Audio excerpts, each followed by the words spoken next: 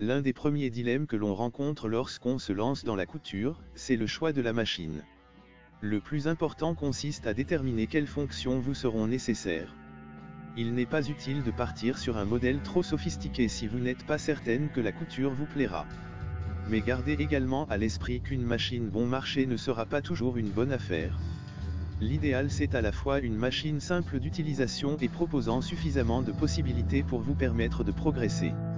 Pour bien choisir sa machine à coudre, il est important de prendre en compte ses désirs créatifs et le temps que l'on souhaite y consacrer, occasionnel ou régulier, reprise, habillement, décoration, patchwork, broderie ou encore le type de tissu que l'on souhaite travailler.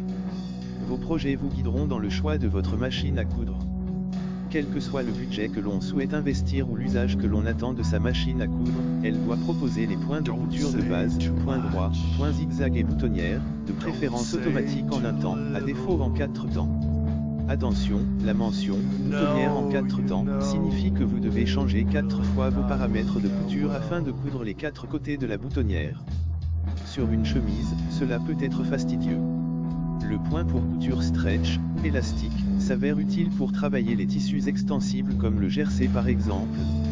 Enfin, le point de surjet, aussi appelé point overlock, permet de réaliser des ourlets de bonne facture, même si un point zigzag serré près du bord peut aussi faire l'affaire.